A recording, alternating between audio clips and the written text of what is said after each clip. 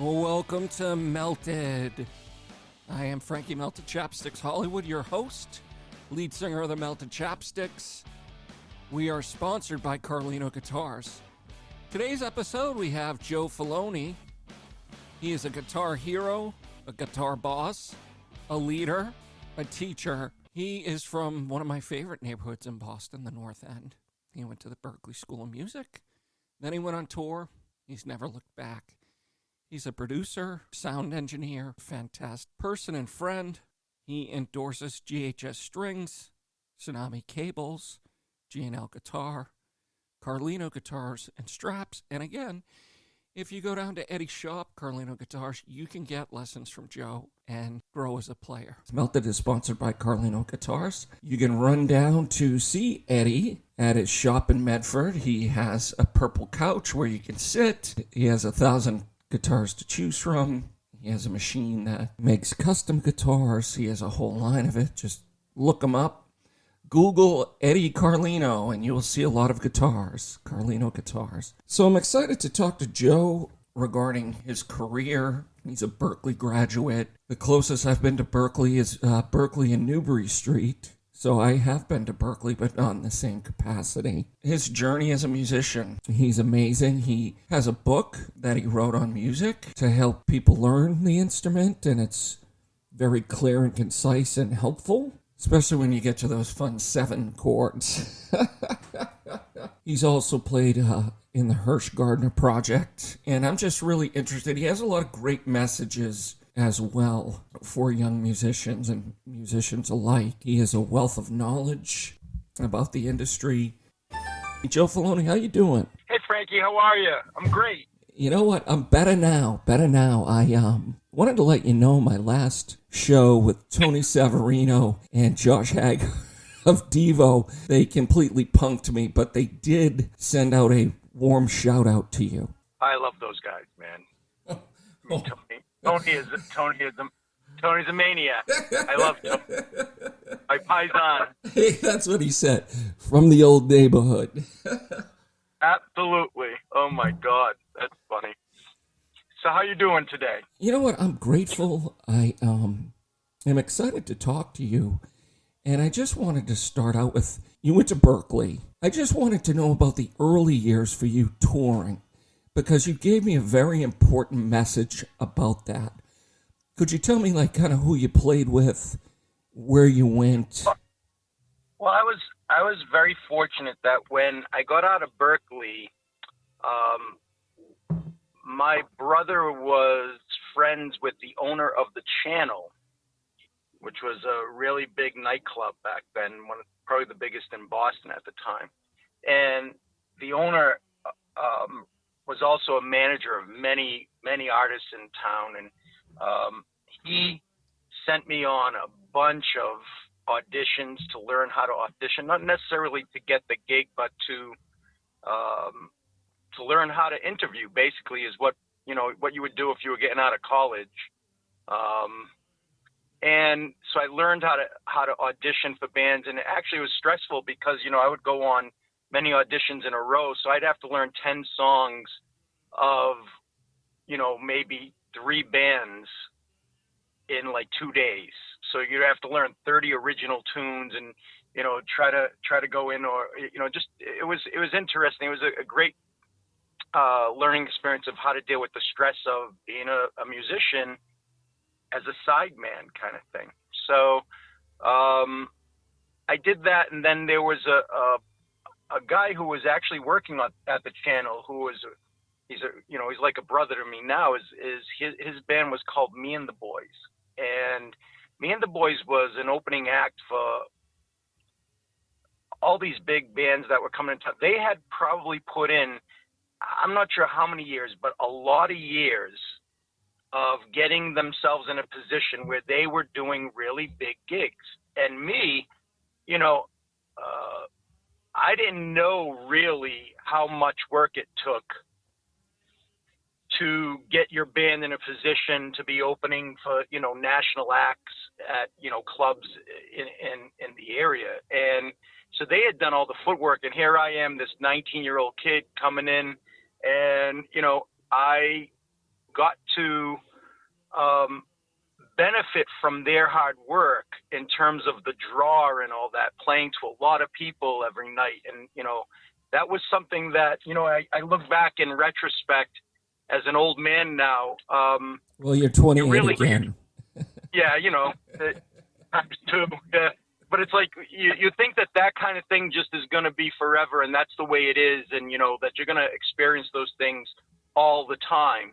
And probably I didn't appreciate it as much as I should have at the time, though I had a blast and I worked my butt off to try to do what was necessary, for that band to be successful. And the thing that was really wild is they gave me really carte blanche to play the way I wanted to play, which I have to admit was not necessarily the correct way in the beginning. I had to learn, how to play for the style of the music, which also helped me later, as doing studio work with people, is it's not about you and how you play, it's about the song. And that's what, now is, I think my forte is to make sure I play what's right for the song and for the artist. And as a producer, that is absolutely my golden rule. Is it's not about me, it's about what is this artist trying to say and how can I be a tool to help them fulfill their dream. So so that those early is the band, me and the boys, and then the Brian Washburn band, those were bands that actually helped me get to the position where I could have the Joe Feloni band and the Joe Feloni Trio, and then touring with other people and stuff. So I think I was very, very lucky and fortunate that I got to be with very professional older people who were at least 10 or 12 years older than me, and maybe more, that were able to guide me. And I avoided all the pitfalls. I mean, I never had an alcohol or drug problem. That was never anything that was part of to this day. It's just not part of my thing. I couldn't be bothered with that stuff. I fall asleep if I have a glass of wine. How could I even be bothered with that? No. How large were the crowds? Well, they could be thousands. So, it was, and sometimes, and sometimes there's two. Well, leave. That's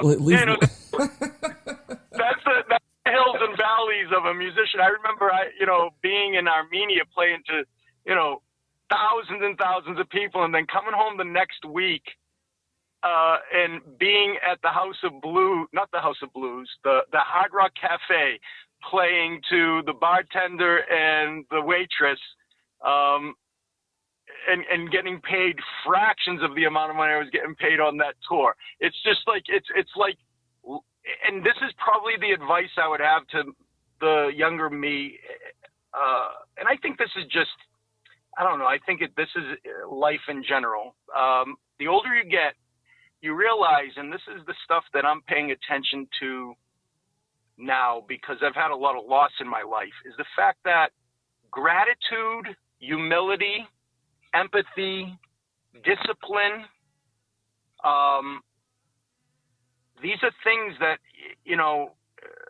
are mandatory to actually be able to deal with the hills and valleys, not only as a musician, but as a human being, because the fact is, as great as things can be, there's going to be things that are just as bad. It's the yin and yang of life. And so if you have, gratitude, humility, discipline, respect, and finding joy in things, even when times are bad, you'll be okay. That I think is a life lesson that, the 20-year-old me could not have fathomed, what was up ahead. God, I don't, you just don't know what's next year is going to bring. Actually, you don't know what tomorrow is going to bring. So it's like, you just have to do your best. And that's the other thing, is like, for all musicians, young and old, is, really pay attention to try to make sure you bring your best at everything you do. I'll give you an example. Tony, you talked to Tony. I actually will never forget. He played in my band. We were doing a show at the Sky Bar where we were playing with John Finn on the bill and another friend of mine, Scott Teruli, and Steve Marchena. It was an instrumental guitar extravaganza night. Tony had gotten food poison the night before. And Tony, with full-blown food poisoning, would not cancel on me, which I told him he should, because you got food poisoning, right? That's not a pleasant thing. That's a horrible thing. He showed up to that gig, played on that stage the whole set. He had to jump off stage a couple of times to visit the men's room, unfortunately. But I had never experienced someone with professionalism and true honor to doing his best no matter what, right there. That's Tony Savarino, you know, and that's what it takes, man. I'm sorry. That's why Tony is who he is and how he plays, is that's how he is as a person. He gives you his all, and he won't cancel on you, you know, with food poisoning. That's my advice to musicians right there. That's a thing to look at as a what do you call that? Like a benchmark or a, you know. Yeah, absolutely. That's professional, and that's what gets you places. And I think a lot of it is, it's probably maybe the human condition, because there are kind of like that mindset that, you know, with the sex, drugs, and rock and roll, that, or the example of Axl Rose making a show wait for 2 hours, or that sort where of... people die. Where people die yeah. because of your... You know, like that I don't... I have to say this, is that I never had the kind of success that could ever put me in a position where my head could get out of whack. And I understand that could be a possible thing. But as a human being, I just wasn't brought up that way to be selfish like that. So I don't think I would ever have that issue. But who knows? You can't answer I can't answer that question because I didn't live that life. But I tell you, that's just, that's a bad way, man. And, you know, people remember that. People,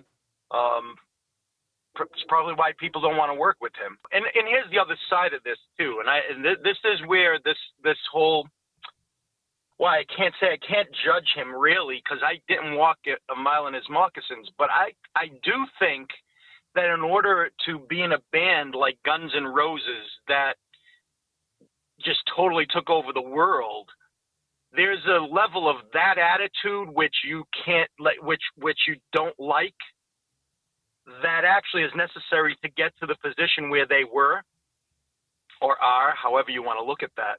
I mean, so the thing that actually people will hate you for is also the same thing that a lot of people love you for. So it's a double-edged sword. It's something that, like, I'm not judging Axl Rose as an artist. He's amazing. As a person, I can't imagine I could get along with him, but I don't know. I never met the guy. So it's like, no, I just don't know. So from the outside, looking at that situation, he doesn't seem to be the kind of person I would want to work with. But who knows? He might be a sweetheart. Who knows? You know, people have bad nights, and it just so happens his bad nights affect a lot of people, and that's unfortunate. Right? They kind of tore up Montreal, correct? But those are iconic, unique situations. I mean, that's very rare stuff.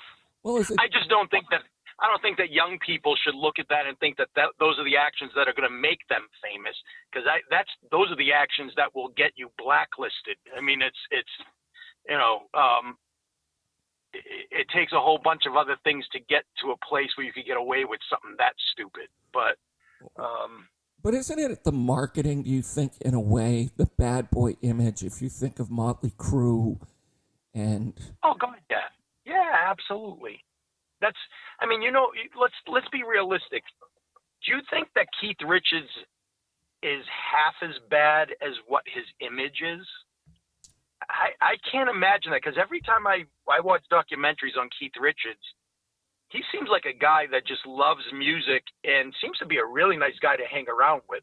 I don't think but his bad boy image, yeah, granted, I would imagine at the time when they were young, you have to ride that wave as far as it'll get you to, just like a guy like Alice Cooper or Marilyn Manson. I find that one baffling. When you see him interviewed on David Letterman, he's one of the most intelligent, normal people you would think would be the antithesis of what his presentation as an artist is.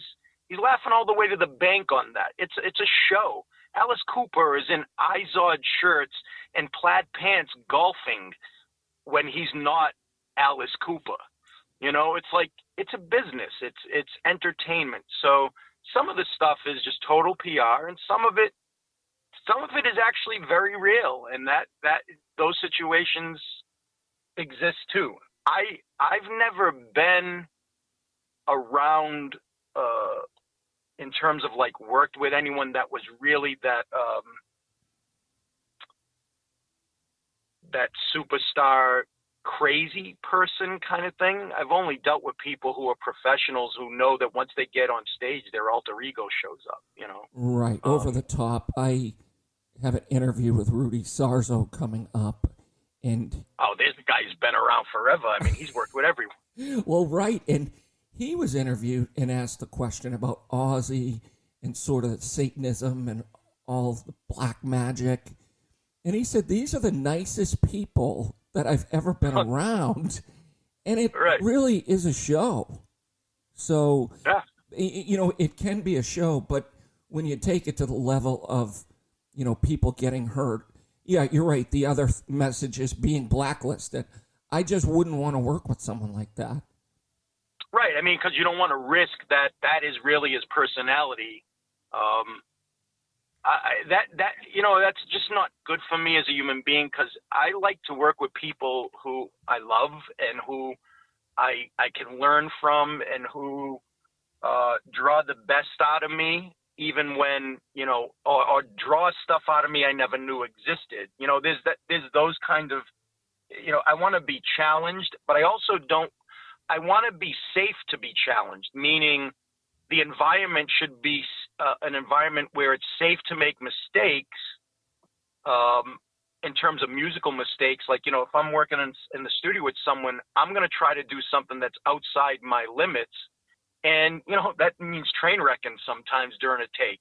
But if you're feeling safe to do that creatively, you come up with stuff you would not have come up with if you just stay in your safe zone.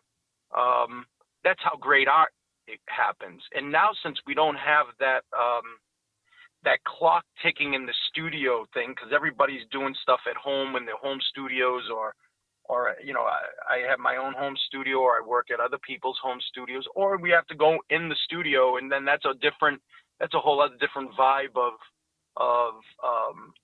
of inspiration that makes you bring your A game. I mean, it's all, but you want to feel safe with people that they're not going to like come out and say you suck. They go, wow, what the heck was that? You were going for something, and let's go for it again.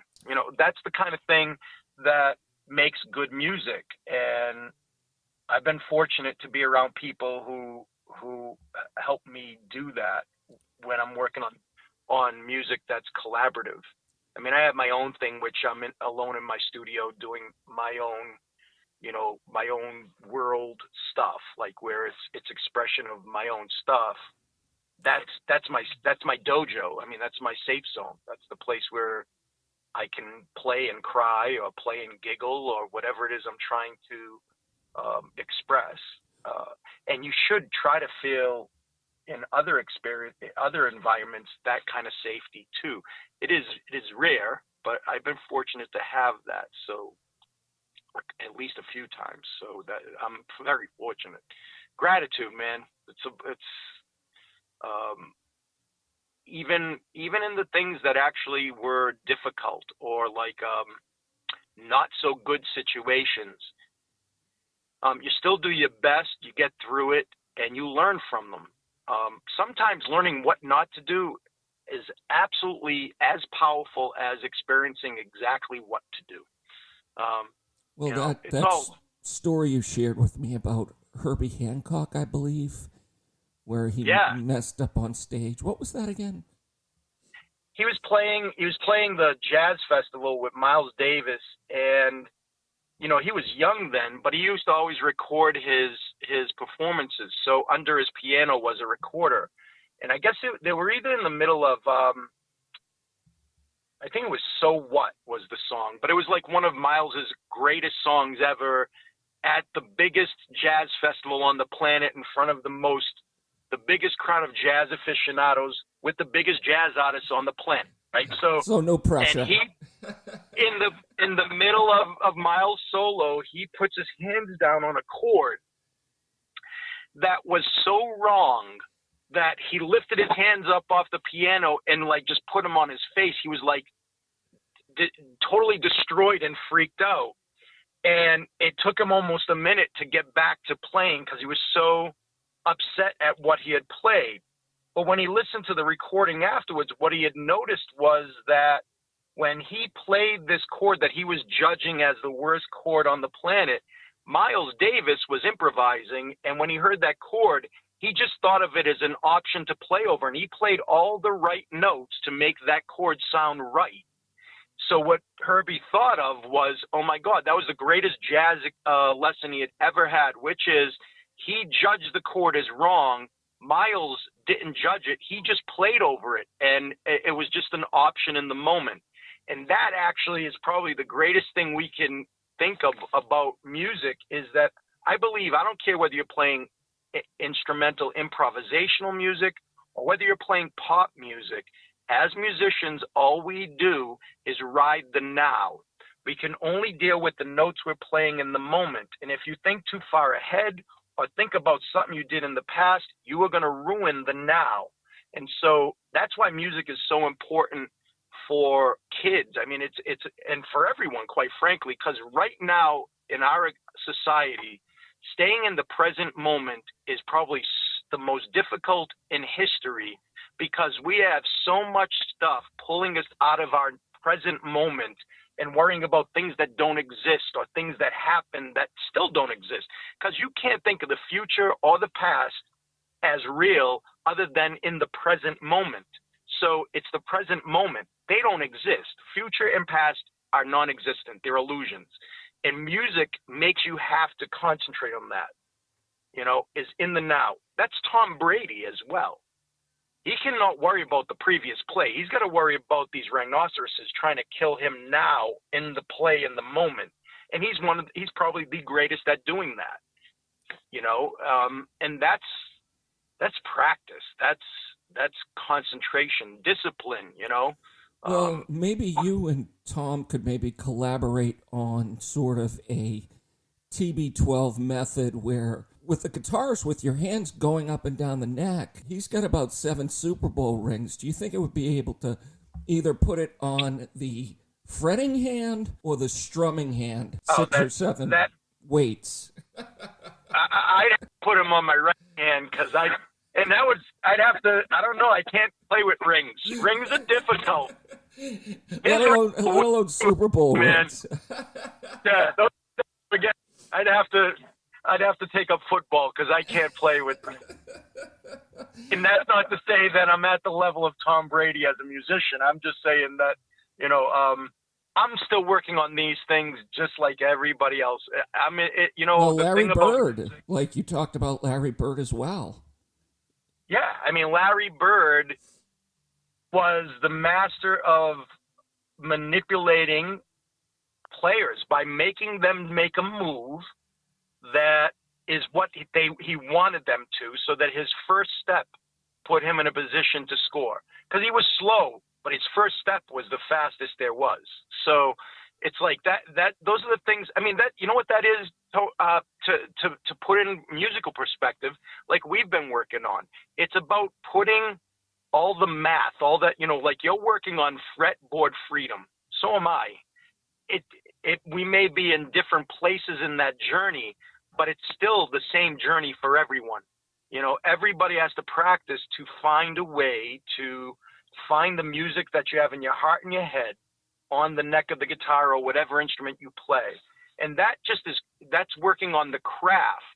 And the craftsmanship of it puts you in a place to be inspired, which is the divinity that we have to put ourselves in the worthy place of being able to channel the music that comes from a place, whether you call it God, the universe, the source, it doesn't matter.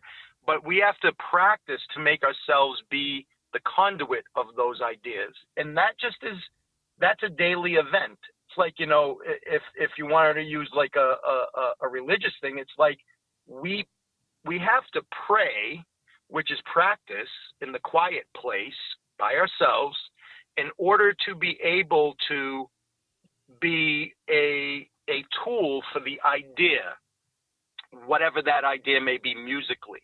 And that's how I look at music, as a spiritual path. The math and all that is just the prayer. Going over a scale or a group of chords and understanding how the scales and the chords work and the arpeggios, all the stuff you're going through. I'm doing the same thing. I would be willing to bet you Tony is too. We're all just working at it to make it seem seemingly effortless. But that's a life's journey. That's why music is so beautiful. Every door I get through, there's 1,000 more doors. It's like, and I just love the journey. I have no destination in mind. Just trying to get better every day somehow. I don't know if it was Jimmy Page or some wise guitar sage told me to practice what you must to play what you love. Right. I got that from I got that from you, pal. I got that from Larry Carlton, who's one of the greatest studio musicians in history, right? Larry Carlton says, practice what you must to play what you love. Now that is a very interesting thing, because I remember when I was younger, I worked so hard on playing music I didn't love. I mean, I study jazz so that I can incorporate the musical ingredients in that music into my own music. But I couldn't play jazz to save my life. I don't love jazz. I love jazz musicians. I love Coltrane and Miles, Wayne Shorter. I could listen to those people and have that absorb. But I don't sit thinking I'm going to play that music, because I can't. I have friends who are really, truly jazz musicians who are amazing at it. In fact, I have a student, this kid, Anthony Crescenti, who's just a genius jazz player. He dusts me. Like, I can't even be on stage with him, sitting watching him play jazz. I'm not worthy of it. He's so good. But he's worked his butt off to be good at that. And, I'm just grateful that I was part of one of the people to give him the information that helped him to go on the path of becoming great. He put in the work. I can't play that music, but I love listening to him play. That egoless thing is really important. I used to think of that when you're younger, you act on ego a lot. And, I can't play jazz, that means I suck. No, that's not true. I'm good at what I'm good at. I'm the best Joe Feloni on the planet. That's all I know. And that's what you told me to be. Be the best Frankie Melted Chapsticks Hollywood that you can be. Period. End of story. The rest is an illusion. Comparisons lead to disappointment. Expectations of like, I'm gonna be, I could play just like Jimmy Page. Well, you're always gonna be second best, so why bother? Yeah. Be inspired by Jimmy Page. Learn his stuff that makes you happy, but then apply that in your own world. Like, do your own thing. Find what Jimmy Page does that you like and how you can place it in your music and make it your own. That's what he did. All the guys we study who are the icons, they were really good at accepting this is who I am and not giving themselves crap over not playing like someone else.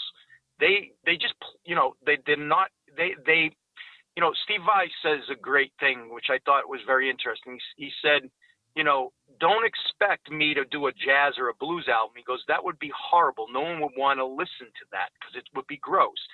All I do, and this is Steve Vai saying, is all I do is take the things I'm good at and exaggerate them so they're entertaining.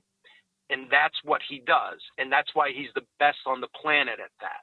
Because he's the authority of who he is. None of us are. And it's entertaining and it's beautiful. And that's why there's so many musicians. It doesn't have to be a famous person. That's the thing that's actually unfortunate. There are so many talented musicians out there that will never get known because they're just getting by doing their thing. And fame is something that, it's like kind of like getting hit by lightning in a basement. It's just, it happens sometimes, but it's not the norm. But that means there's an amazing amount of talented people out there. I mean, I've seen it many times. I mean, I booked and mixed over 10 to 12,000 Boston bands. I've been involved as a sound man, as a manager of a nightclub, as a sound man back in the Channel days. I've seen so many talented people who no one knows the name of. I don't know their names, but it made me realize, like, wow,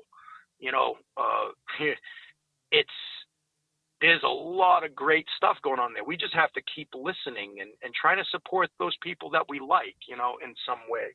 And nowadays it's so difficult because people don't buy music, and now we can't even play out. Like this COVID-19 thing has put a whole damper on that. So you got to just keep your eyes open and listen for, good music. And when you hear someone you like, let them know. And if you can support them by buying a song or a CD or something, you got to do it, because it's the only way that musicians and music is going to progress. Because unfortunately, we're not getting advertisement on iTunes. We're not getting, those are the people. Spotify.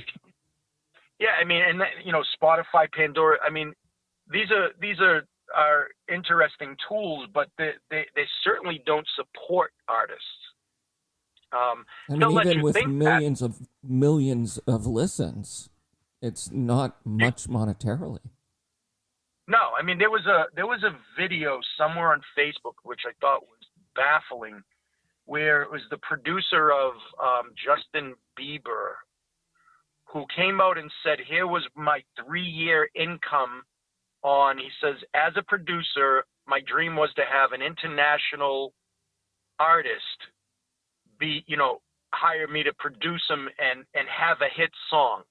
And he just so happened to have the #1 song by Justin Bieber that he wrote with Justin Bieber, and it won a Grammy that year. So here's a producer actually experiencing the highest level of everything you could aspire to in the music industry as a producer. He had an international artist who had a hit song that won a Grammy, that was #1 everywhere and was a Grammy-winning song. And he said in 3 years' time, he made, I think it was like $150,000 on the copyright. Then for Pandora, for like 35 million streams, he made like $180 on YouTube for 35 million hits. He made another $200. It was like pennies. And if you think about it, in 3 years' time, if he worked at McDonald's, he would have made the same amount of money. Yeah, if not more, if he was in Denmark. I mean, it's like... I mean, think about that. Now, if that were the 80s, he would have been a multi-millionaire. He would be like the next Nile Rodgers, or, where the amount of money coming in would have been ginormous. But it isn't. And that is a scary thought, because if we are not supporting the arts in this country, arts is what defines our society. And if our society does not take care of its arts, whether it's painting or music or poetry and writing, and when we start not making the artists benefit from their work and support them, society is going to go down the drain, in my opinion. Because what are we fighting for? Is, you know, in society, we're fighting for, we enjoy our arts. That's what brings pleasure to us as human beings, is music and art, and whether it's movies. And I mean, it's a very interesting place we're in now. And I'm hopeful that, you know, I do think that, you know, now, of course, since everyone has experienced being shut down and censored or closed off from each other, that once this thing opens up, people are going to be hungry for live entertainment and music and art and going to the movies. And, you know, I think that is going to end up happening again. I pray that it does, at least, because, I mean, these are things, that's another thing, you know, like I said, gratitude, and, you know, that I actually, thankfully, I'm grateful that in the past 10 years of my life, every time I've gotten on stage, I've just thanked God that I've been able to get on stage and have this experience, whether it's in front of 10 people or Exactly. 100 or 1,000. I'm just grateful because, you know, I don't take it for granted at all. No, it's a wonderful experience. And, you know, speaking of, you know, energy and safety, I was going to ask you about the Hirsh Gardner Project. Well, that actually, in fact, I got to go in the studio with him Sunday. We're working on another record. That's a really great experience. I mean, I've learned so much from Hirsh because, I mean, Hirsh is in his 70s. He's still rocking like a maniac. No, the videos, it's, such energy that you two have, and it's amazing. And those videos are 100 pounds ago. Yeah, I mean, brother, that's another topic. I mean, yeah, it's just. But yeah, with Hirsh, the thing that's really interesting, because I mean, Hirsh was a drummer for a band called New England. If people aren't aware of what that is, in New England in the late 70s had a top 10 song called "Don't Ever Want to Lose You," and you know, they were playing with Journey, AC/DC, Kiss. They opened up for Kiss at Madison Square Garden.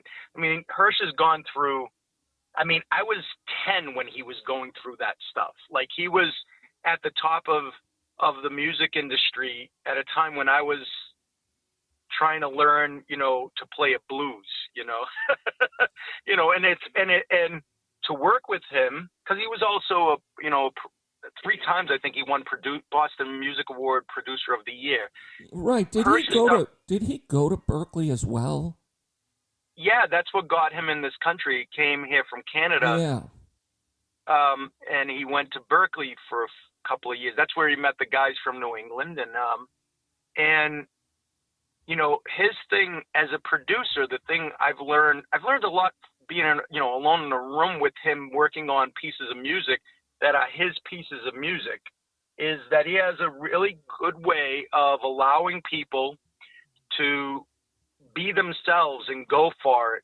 And then once they show all these different ideas, he then, you know, focuses you into a place where it's exactly what he wants, without you feeling like he's manipulating you or stifling you.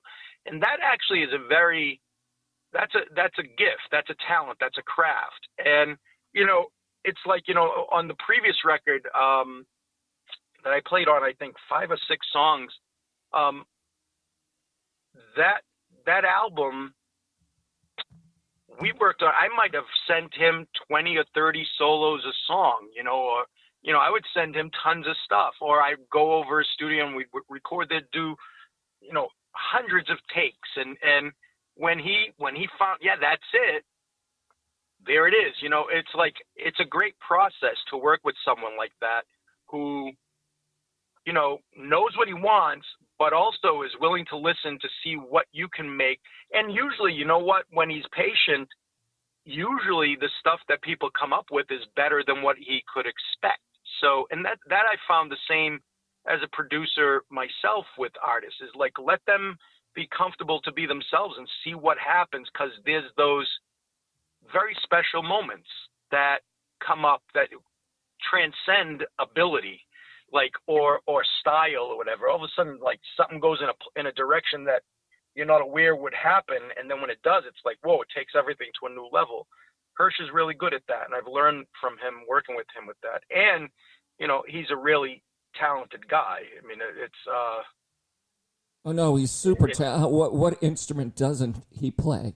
right. I mean, you know, he won't admit to being good at anything but the drums, but his singing is insane. He can play piano and he can play guitar. It's like, dude, I hate you. I say exactly. In a good way. In a good way. No, and I saw you two ripping in one of your interviews. Yeah, he plays the guitar. It's not a joke. No, and he plays it his way. He plays guitar like a drummer. He keeps great time, and it's percussive to him. And yeah, he's not going to be shredding like Yngwie Malmsteen or Eddie Van Halen, but that isn't what he's supposed to do. He's the singer and songwriter and, you know, and the idea man. So, and that's the thing, is like, bar none, the most important thing in music is the idea. You know, why are we practicing all these things? So that we can write and come up with ideas that hopefully people will enjoy. It's, no one sits and goes, wow, I love the way you play a C major scale. That doesn't mean anything. My mother even won't say that to me. She's like, you missed that note. And that's, go see Joe right now. I'm like, okay. Well, you know what's really funny is I remember my dad saying something to me that was interesting, because he would hear through the wall me practicing for hours and hours all this stuff over and over again, which has to be like the 9th level of hell for regular people, to hear arpeggios and scales and the bink, bink, bink of a metronome all day long, right? But then later on, as I started, making music in that room, where that room turned into a studio, he was very happy to hear that, oh, there's music being made now. It isn't bing, bing, bing with baba da da da da da da da da. No, like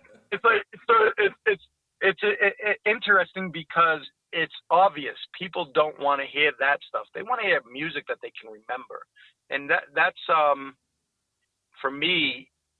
I know the one thing that is my gift is that I'm a melody person. I know how to write good melodies, and I know how to do that in a couple of different styles that I know I'm good at that. And when I play, I'm trying to make what I'm playing in the moment, even in improvising, something that's memorable and has hooks and all that. And then there's times when I play too much, just like everybody else, and you just have to shut up and come back to an idea. Right. It's kind of like you said to me, little less is more. Just do a sentence, Frankie. The car is blue. Yep. Bing, bing, bing, bing. Mm-hmm. Do you guys have a name for the album yet? How many tracks?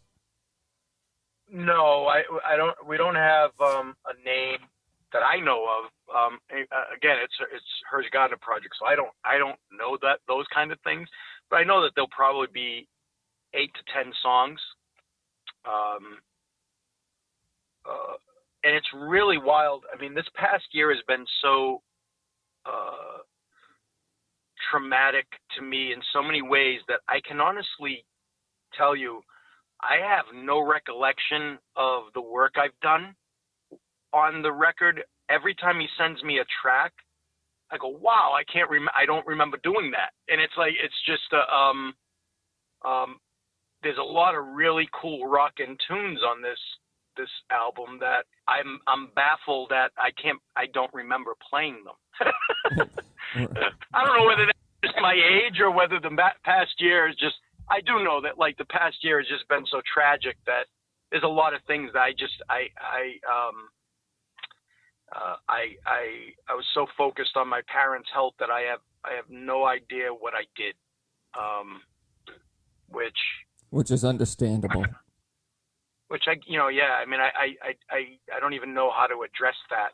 So but I do know that it's that the record, I know we have like a couple of tunes we're working on this weekend that will, I think will be the end of it. I think he's just so psyched to just get it over with and get it out there, because now's the time, to prep everything to get it ready to go. Because, I mean, this has to open up so people start, Well, I saw you guys were on stage in 2019. Have you been on stage since?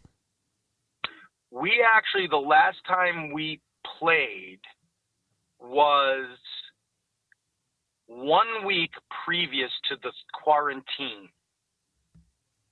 So February. Which was crazy. Yeah.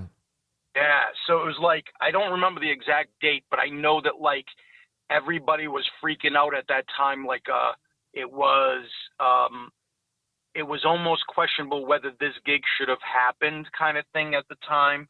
And literally, I remember being at that gig. I think it was a Saturday night, and everybody was talking about whether it was going to close down, that everything was going to close down the following week, and it did.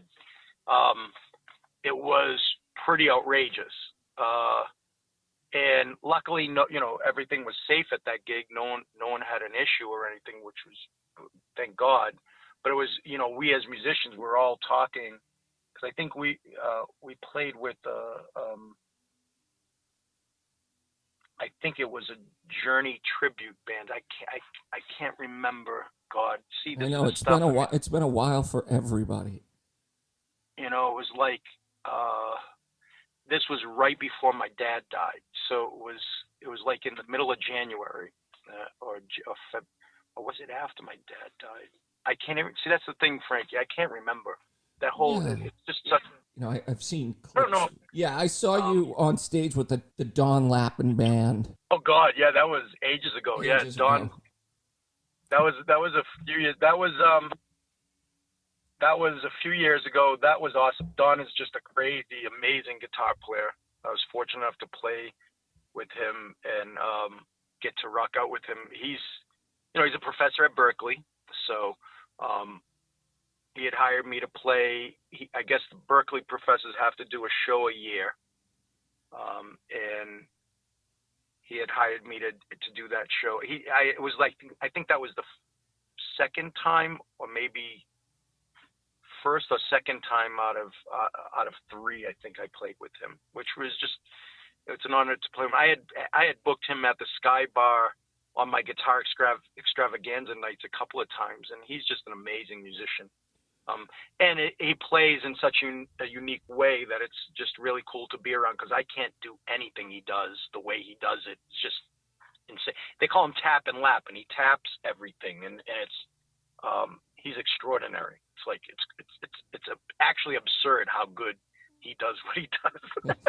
Give me a few more centuries, pal. I'll catch up to all of you. But being from South Boston, for me, we've never been accused of being able to spell or read. But I wanted to talk to you about some really cool music videos that you were in with Vanessa Salvucci. Is that how you say it? Yep. I made it. Gold Wow. star. There you go. I mean, you said from the North End. Wow, that's great. It was so good. Oh, Holy Night. Hallelujah. Yep. Did you produce those as well? How did they come about? She is a fantastic singer. You guys look great in the videos. Okay, so how that works is Vanessa was a student of mine ages ago, and I knew that like she was a great singer, and then she approached me. There's another video up. There's a song called Mama's My Little Girl or something like that. I forget the name of the song, God forgive me. But she wrote a song for her mother for Mother's Day, and she asked me if I would help her, finish the writing with the music, because she had the melody and she had the lyrics. And so I sat with her at a park in Medford and with an acoustic guitar, and we worked it out. And then she came to my studio. We worked that out. Then we went to Q Division to record the vocals at that time. And then I produced and mixed the thing. Everything I've done with her, all those videos and stuff, I produce all the music and mix it. And And then what church was that in? That was a church in Everett. I don't know the name of the church. Yeah, it was really beautiful. It's at the Rotary, like when you go around the Rotary in Everett and you go up, I think it's Main Street. It's like off to the right there somewhere. I forget the name of the church, but it's a beautiful church. They allowed us to do that. Other churches wouldn't let us sing these holy songs in their church for whatever reason. So that one place allowed us to, and it was fabulous. And that's the thing with Vanessa, that aside of being an extremely talented singer who can sing anything, I mean, literally, I've done gigs with her where, we'll call it like songs of the century. She'll go from singing Sinatra songs to the latest song of the day. I mean, she could do anything. And that is, a rare gift. And for me, there's nothing like being able to play guitar behind a great vocalist. Like Hirsh is the same thing. Hirsh is a great vocalist. I've been fortunate to play with, a friend of mine, Everett Pendleton from the band The Amazing Mudshark, who's played bass in my trio. He's an amazing musician. He's another one of those guys that plays bass, plays guitar, sings extraordinarily.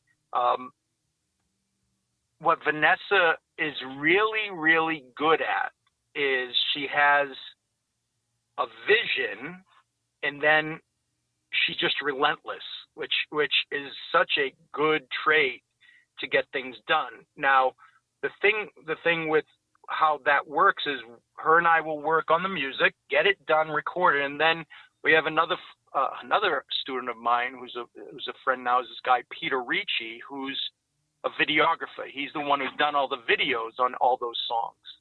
And so we all get together and we pool our talents and we make it work, and that pretty much is how anything I've ever been a part of works. Is, man, no one person gets it done. It's always a team, Except who's picking the sets where it's 20 degrees out? I can't work like this. Well, here's the thing about that. I've resigned myself to this. Trust me to get the music done. I'll do I'll write the music. I'll do the production. I'll mix the album. All that stuff was Vanessa, and then Vanessa tells Peter, and then they do their thing, and then I just show up, which is really funny. There's a guitar solo. I think it was on Hallelujah, where I'm on a helicopter platform, which was at a Mercedes dealership, and I had bronchitis that day, and it was like 20 degrees and raining ice raining, and I'm up on the top of this windy helicopter pad at this dealership in near Twin Plaza in Somerville, and I caught pneumonia. So I said, play this video at my wake, it's like. I actually played PA's Lounge with an pneumonia, and my mom was like, "Wow, you sounded better." I was like, "Thanks for nothing." Don't take the medication, Frankie. Your vocal range has gone up. What I did like too was with "Oh Holy Night" was your dad tipping the cap at the end. No, that was Vanessa's dad. Oh, it was? Yeah, and in fact, okay. On Oh Holy Night, Vanessa's dad tips his hat, and then on the Ave Canon, that's him at the end of the video walking down the path that he tips his hat again. And in Hallelujah, it's him that pours the water on the fire. He always is in a video. Well, he's always in the video. It's always kind of like M. Night Shyamalan's videos. His movies, I mean. Oh, wow. Yeah, I mean, so Vanessa's dad is absolutely, Mr. Salvucci is a must in the video. I love it. I want to talk about Eddie Carlino and how you met him, and also just to talk about how to get in touch with you as far as studio work, or if people need producing and mixing, which I'll be calling you shortly for myself, and for the lessons, which are amazing because you have written a book which has been so helpful to many. Wow, there's a lot there. So Eddie, when I was, it's weird how that happened, is when I was working as the booking agent, manager and sound man, doorman, everything at the Sky Bar, I was burnt out dealing with the whole nightclub environment, and dealing with drunk people every night and all kinds of. I mean, it's unfortunate, but it's just not good for me to be around that. I like playing in clubs, but I also like, after I playing, either be in a room away from all that or go home. I'm just not good in the environment dealing with, like, this sounds horrible, but like drunk, stupid people. Yeah, I stopped doing that 10 years ago. I know what you mean. I mean, unfortunately, some people get stupid when they're drunk, and I was always giggly and happy, but some people get violent. So as a manager of that, I had to get out. So I gave the owner of that club my 2-week notice. I had someone to replace me doing all of the things that I had done. So I had left there without having a job. And at that time, I had given up music pretty much, other than just I would play my instrumental stuff once a month for the last maybe six months of that. When I was working there, I had the guitar instrumental night once a month that I actually, for my own well-being and mental stability, had my band play. And so that was my getting back to playing and getting in shape playing again. Because I was stupid enough to give up music for a while because of a woman, which was, I advise people, never change who you are for anyone. But that being said, I had no job, and I started getting gigs. This one woman, her name is Jen Mirza, amazing artist. I produced or co-produced, mixed her album. Jen Mirza's, I think it was her second CD. I was going to rehearse with her, and I was on the way to rehearsal, and I realized I lost my capo. So I'm on Main Street in Medford, and I drive by, and there's this store, Carlino Guitars. I was like, oh, I never knew that this place existed. So I parked, and I went in, and I said, do you have any capos? And Eddie, who's, it's just Eddie in the store. He's always the man greeting you. He goes, yeah. And so I got a capo, and like he always does, he asks your name and all that information at the counter. I said, Joe. And he goes, what's your last name? Feloni. He looked up at me, he goes, you're Joe Feloni. And I was like, now, I guess it's an Italian thing, but when anybody actually knows who you are, that could be a good or bad thing, I guess. So I was like, not knowing what the response was going to be. He goes, oh my God, I've heard your music. He goes, I love what you do. Would you teach for me? Wow. At my store? And so right there, after getting a gig working with an artist and producing an artist, I also got a gig teaching. The universe, when I gave my 2-week notice, I prayed to the universe saying, my mantra every day is, it is safe and okay to make a living making music again. I would just repeat that to the universe, and the universe just dropped in my lap what I needed because I had faith that it would happen. And I advise that to everybody, be grateful for that which you don't have yet, but be grateful like you have it, and you will. I think that we live in a universe that will give you what you want, but you got to accept it and own it. And so a couple of weeks after that, I started teaching at Eddie's place. And the thing that is very interesting is I had no idea. I remember Eddie visually from Mars Music, because I remember, I never forget a face. I don't remember names to save my life, but I never forget a face. And I remember his face being around there. And then to see like what a talented, guitar builder, and actually even beyond guitar, Eddie is a genius with building anything out of wood, period. End of story. I don't care what you need. Jewelry boxes, the wooden stands he's doing.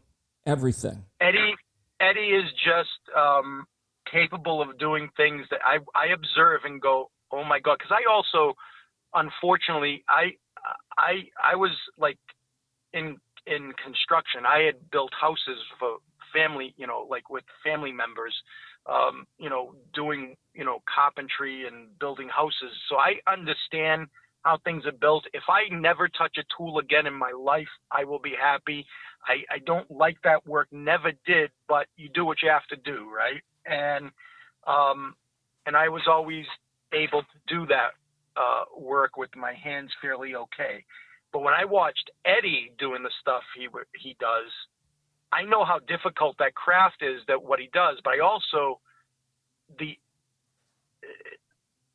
way he comes up with things and how he'll figure out a way to do it is just entertaining to watch, because I now know his process and watch while he's like leaning on the counter, looking at his computer screen. I know that something's fermenting in his brain about how he's going to do something. And then to see the end result is always like, well, baffling. He turned my guitar into a diamond Rolex. So right. Now I need to learn how to play it, and that's why I see you. I mean, it's watching him do that. The first part of that is taking a router to a very expensive guitar and totally destroying the face of that guitar so that you can put those Swartskys on there, right? Yeah. Well, I can't watch that. I get spastic colon watching him do that, because one minute wrong move and you got a guitar that's useless.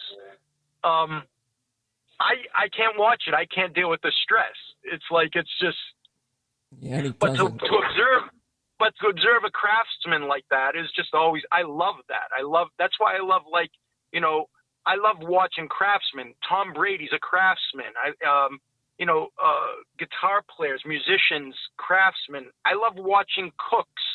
When you see someone do a recipe or prepare food in a way that you go, how the hell did they do that? It's like, that's craft. That's a thing. I enjoy watching people who are masters of their craft, and Eddie is a master. I mean, his straps. I mean, watching him be on his knees, cutting leather and working, like, people have no idea. Yeah, those straps are expensive, but you're dealing with something that is made by hand, cutting leather and measuring, and then when you see the end result, it's just okay. On our shoulders / Paul Stanley. The list goes on and on and on. Yeah. Heavy, comfortable. Yeah. You'll never want another one. Period. End of story. And that's where Eddie, he's a genius in a lot of ways. He's a maniac man too. I mean, he's a crazy.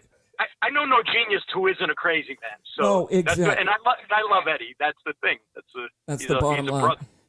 He is a brother, and the reality of just being there is the reality. It should be a reality TV show. I think the world would enjoy just what happens sitting on the purple couch, listening to your discourse, listening to Eddie, all the fun that happens. And there's your Larry Carlton quote: practice what you must to do what you love. Eddie does whatever it takes to do what he loves. Now, at 9 o'clock at night, if you drive by there's the only lights that are on in that part of Medford are Eddie's shop, where he is still there at night working on the things that he loves to make. So Eddie is a success story in the fact that he does what he must to do what he loves, which is build guitars and work on guitars and make straps. And that is something that people don't realize. And that's something that, when people look at the strap, they probably don't understand it's not like going to, Guitar Center and picking a strap off of a shelf there. That these are mass-produced, machine-made things. This is a man who's in a room working on this stuff constantly, 7 days a week, from I think 11 o'clock, 10 o'clock in the morning till 11 o'clock at night. That's Eddie, but that's what he loves to do. That's who he is. Well, he's also been accused of painting the Sistine Chapel, because he's our Michelangelo, really. Joe, I don't know if I want to see him on a scaffolding with a paintbrush. As long as there's some sort of harness to grab him as he paints and flies through the air, we'll get that set up at the shop. But Joe, how can people get in touch with you to do lessons, etc.? Okay, so you could email me at joefelonimusic@aol.com. So JOEFELONI music, MUSIC, at AOL.com. I'm probably the only person out there that still has an AOL account, but you're not alone. Sorry. Or you could go to joefeloni.com. That's where my albums are for sale. So JOEFELONI.com. You could contact me through there as well, or on Facebook. Facebook. There's YouTube, there's Instagram, there's Twitter. It's all Joe Feloni. There's a way to find me by just Googling Joe Feloni. And they could also call the shop at Eddie's to. You could also call, which I have to admit, I don't know the telephone number off the top of my head because I suffer from cell phoneitis. Get me personally, for production or for lessons or. Eddie's number off the top of my head is 781-391-4600. So yeah, that's the magic of it. See, it just took me a while to think about it as I Googled it. So. Oh God, my car! Googly goo. Joe Feloni, Joe, appreciate you. I am gonna see you later and make you help me with Wheel in the Sky Keeps on Turning solo. And I want you to have a great day, brother. You too, man. See you in a little while. Thanks so much for everybody listening. Keep supporting Frankie. This is a great thing. Thank you so much, Joe. You're the best. Namaste. Namaste. See you soon. Bye-bye. Bye. Well, that was Joe Feloni, and we learned so much more. Life is a lot more than playing the guitar, and he is in the top 1% as guitar players go.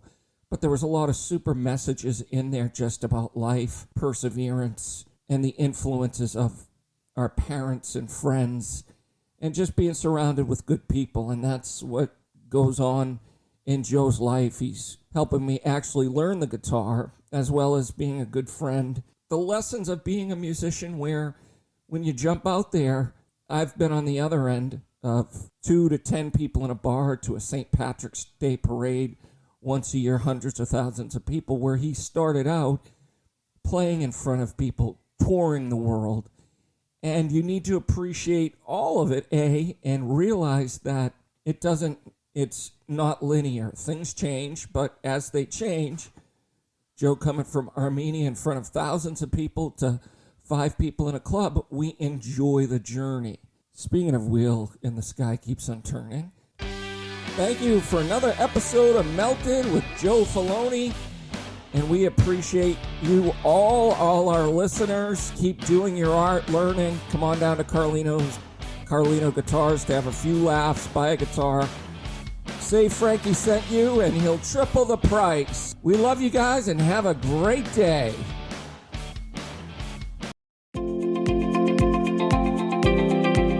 This podcast was produced in collaboration with the Boston Free Radio Podcast Network, part of bostonfreeradio.com and Somerville Media Center, Somerville's longest-running public access media center that enables a vibrant and diverse community to express its creativity, explain its ideas, share its cultures, and foster the individual right to freedom of speech.